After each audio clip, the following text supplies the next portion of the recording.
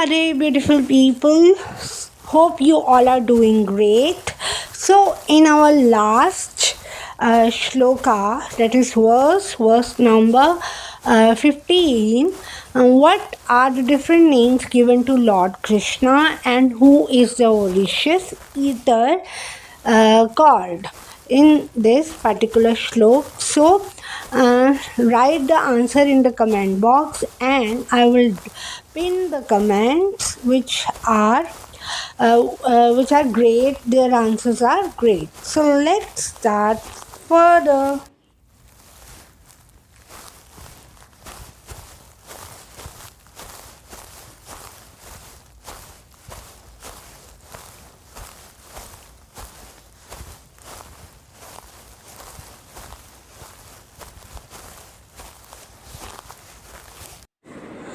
According to chapter 1 verse 16, the king Yudhishthira, the son of Kunti, blew the Anantvijayam.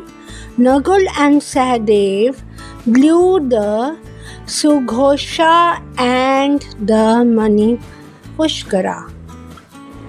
Gita के पहले अध्याय के श्लोक 16 के हिसाब से कुंती के पुत्र राजा युधिष्ठिर ने अनंत विजयम शंख बजाया, नकुल और सहदेव ने सुघोषा और मणि पुष्करा शंख बजाया. Anant Vijayam is the conch belonging to the elders of Pandava brothers Yudhishthira, and it literally means everlasting victory.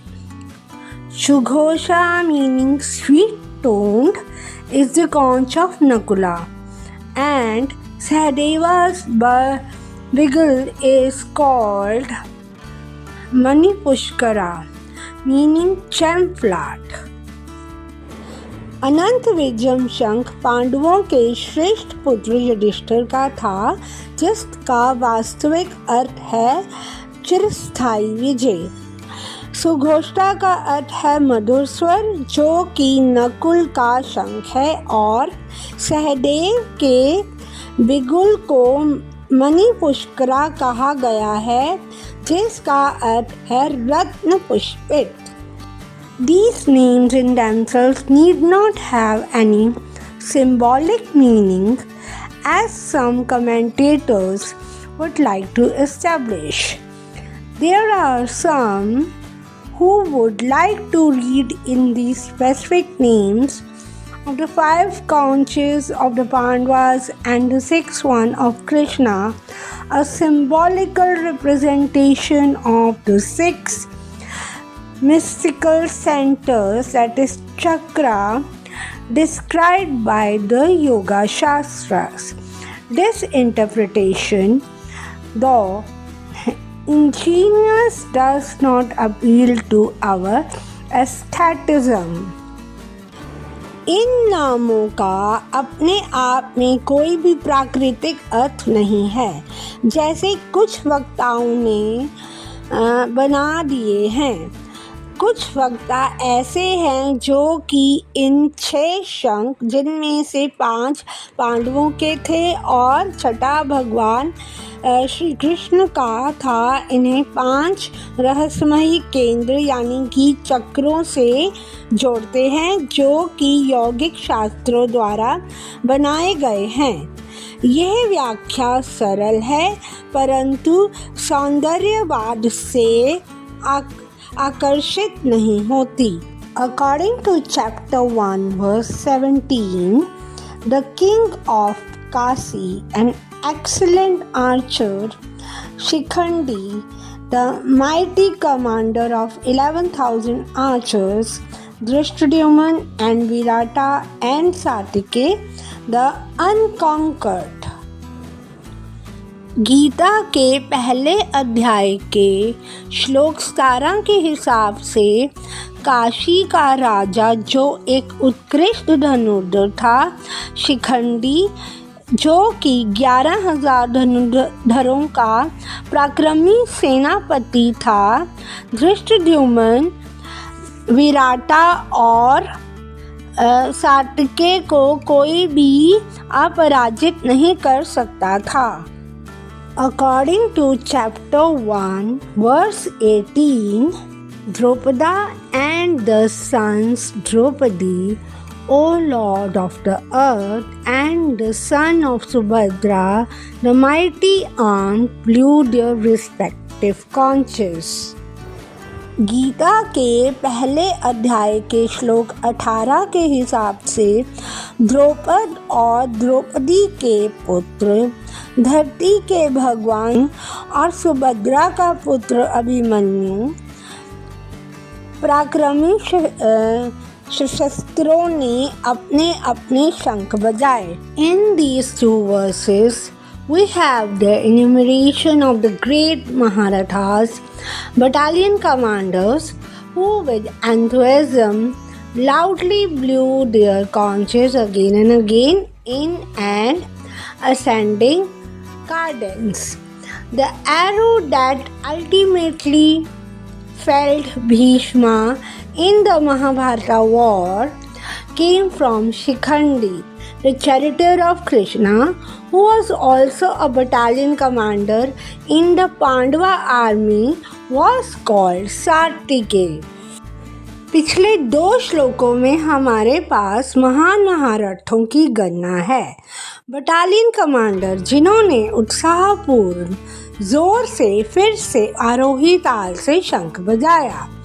जिस तीर से महाभारत के युद्ध में भीम को गिराया गया था वह शिखंडी ने चलाया था. कृष्ण के रथ के सारथी, जो कि पांडवों की सेना में बटालियन के कमांडर हैं, उन्हें सात्यकी कहा गया है. The report is being addressed to Dhritarashtra and it is indicated by Sanjay's words, O Lord of the earth. यह प्रतिवेदन संजय द्वारा धृतराष्ट्र को इन शब्दों द्वारा संबोधित किया गया है. हे पृथ्वी के स्वामी.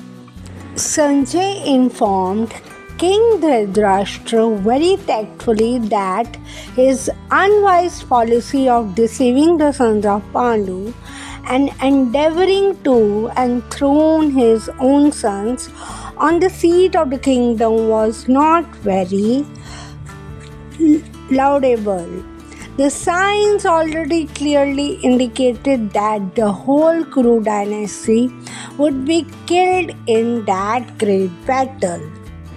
संजय ने राजा धृतराष्ट्र को अत्यंत चतुराई से यह बताया कि पांडु के पुत्रों को धोखा देने तथा राज सिंहासन पर अपने पुत्रों को आसीन कराने का अविवेकपूर्ण नीति प्रशंसनीय नहीं थी. लक्षणों से पहले से ही यह सूचित हो रहा था कि इस महायुद्ध में सारा कुरुवंश मारा जाएगा. Beginning with the grandsire Bhishma down to the grandsons like Abhimanyu and others, including kings from many states of the world, all were present there and all were doomed. The whole catastrophe was due to King Dhritarashtra because he encouraged the policy followed by his sons. Bhishma Pitamah से लेकर अभिमन्यु तथा अन्य पौत्रों तक विश्व के अनेक देशों के राजाओं समेत उपस्थित सारे के सारे लोगों का विनाश निश्चित था. यह सारी दुर्घटना राजा धृतराष्ट्र के कारण होने जा रही थी क्योंकि उसने अपने पुत्रों की कुनीति को प्रोत्साहन दिया था. So now, according to the analogy of Shikhandi, it means the renunciation of Shikha Sutra, that is lock of hair on the crown of the head, and the sacred thread is Shikhandi. he is considered at target symbol. The illusion is forever dispelled. यहाँ पर शिखंडी की समानता को बताया गया है। शिखा सूत्र का त्याग ही शिखंडी है, जो कि सिर पे जो क्राउन होता है वहाँ पर वह अपने बालों को पवित्र धागे से बांध लेते हैं, उसे शिखा सूत्र कहते हैं। और लक्ष्य जो शिखंडी है वो लक्ष्य का प्रतीक है, यानी कि ये लोग लक्ष्य प्राप्त कर लेते हैं जो शिखंडी जैसे होते हैं, और भ्रम को हमेशा के लिए शांत कर देते हैं, यानी कि जो भ्रम है, इल्यूजन है, वो हमेशा के लिए शांत हो जाता है।